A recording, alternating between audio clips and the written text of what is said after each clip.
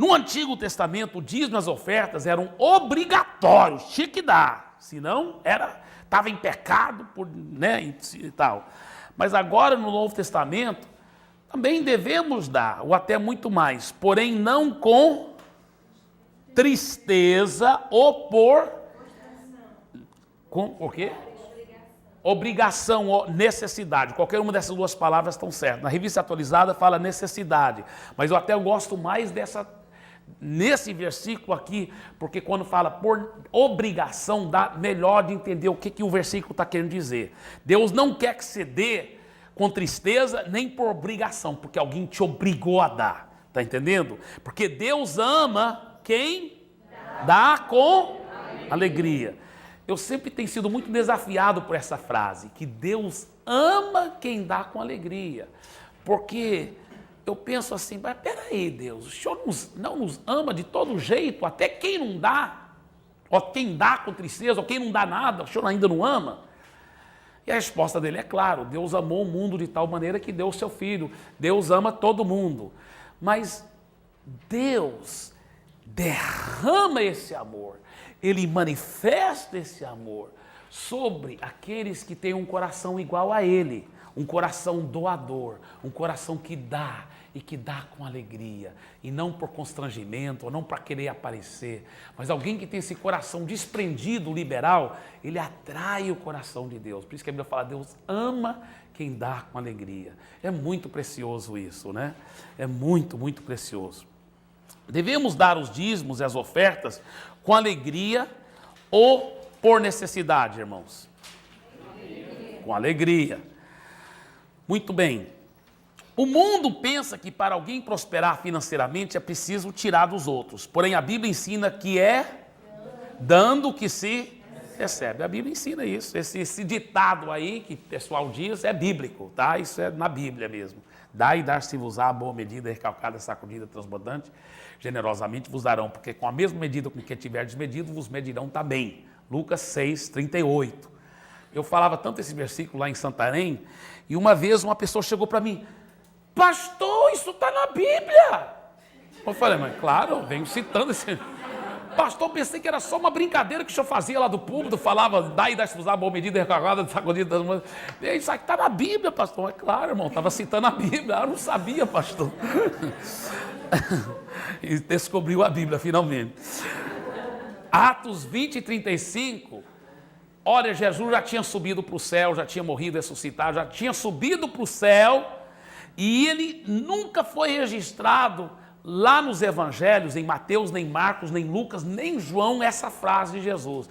Mas lá o apóstolo Paulo, numa pregação, em Atos capítulo 20, versículo 35, ele fala, recordando as palavras do nosso mestre Jesus, que disse, mais bem-aventurado é dar do que receber. Quer dizer, não foi registrado em nenhum dos evangelhos, mas foi registrado numa pregação do apóstolo Paulo, em Atos 20, 35. Ele citando Jesus, ele diz, olha, Jesus disse que era mais bem-aventurado dar do que receber.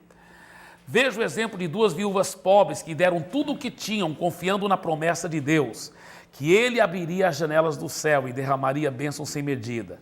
Você sabe dessas duas histórias, né? No Novo Testamento é aquela viúva, só tinha aquelas duas moedinhas, Jesus falou, ela deu mais do que todo mundo, porque ela deu tudo o que ela tinha. No Velho Testamento era aquela viúva que ela só tinha aquele pouquinho de farinha, aquele pouquinho de óleo, e o profeta falou, faz aí um bolo para mim. Ela falou, se eu fizer para o Senhor, não tem mais nada, porque eu fazer esse bolo para mim, meu filho, a gente ia comer e a gente ia morrer, porque não tinha mais nada de comida aqui. Ele falou, não tem problema, faz para mim primeiro, faz para mim. E ela falou, mas como vou fazer? Ele falou, só faz, senhora confia no que eu estou dizendo, faz para mim, porque quando a senhora fizer, nunca mais vai acabar o óleo na sua botija e nunca vai acabar a farinha no seu saco de farinha aí, até parar essa fome aqui na terra. Todo mundo estava morrendo de fome.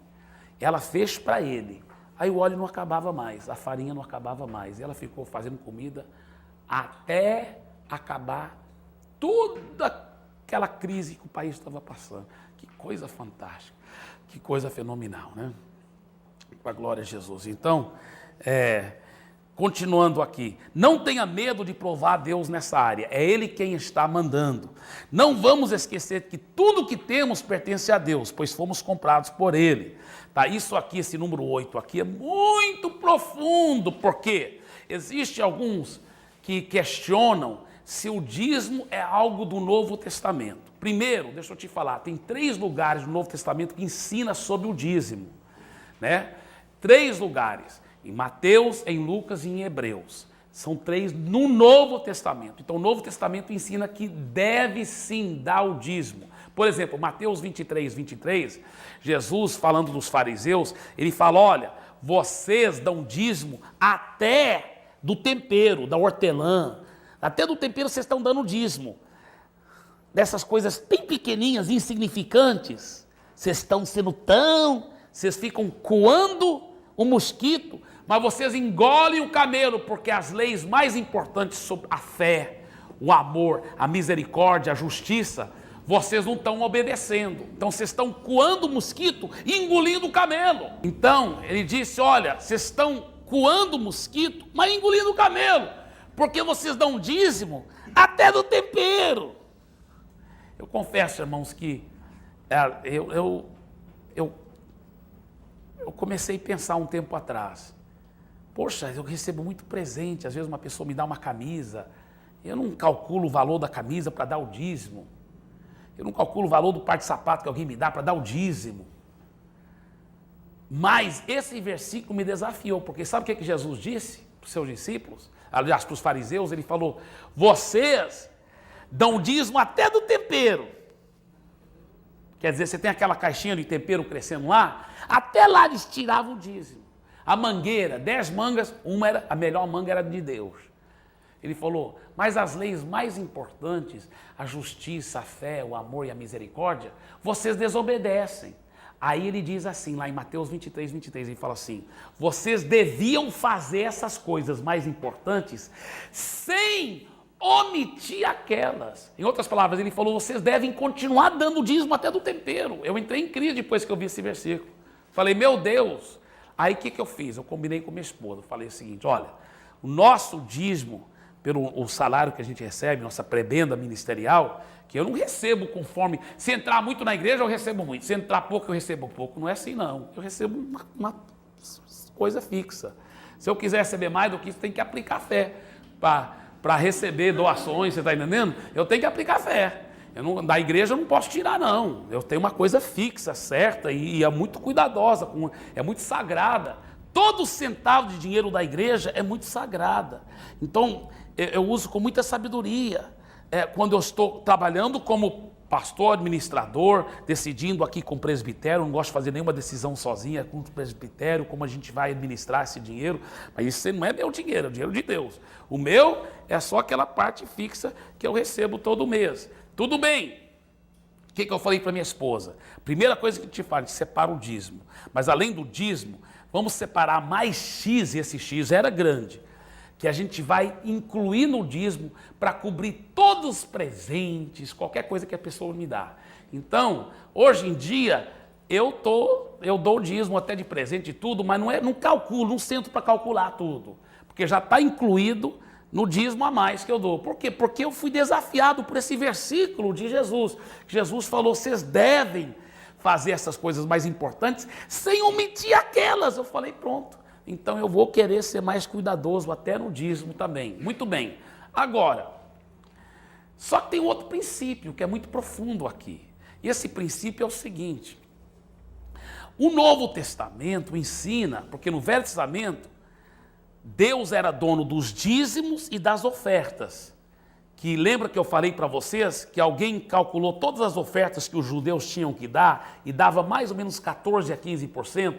Então, junto com o dízimo, que era mais 10%, dava um total de quase 25% que eles davam. Aquilo pertencia a Deus. Os outros 75% pertenciam a eles. Mas no Novo Testamento não é assim, não. No Novo Testamento não é só o dízimo que pertence a Deus. Não é só as ofertas que pertencem a Deus. O Novo Testamento fala assim, Lucas capítulo 14, versículo 33, fala assim, aquele que não renunciar tudo que ele tiver, não pode ser meu discípulo. Quando você recebe Jesus como seu Senhor, como seu Kyrios, você está entregando sua vida toda.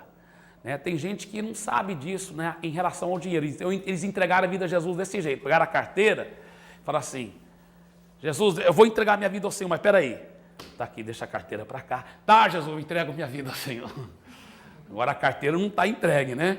Mas não, quando a gente entrega a vida para Jesus, está entregando com carteira e com tudo.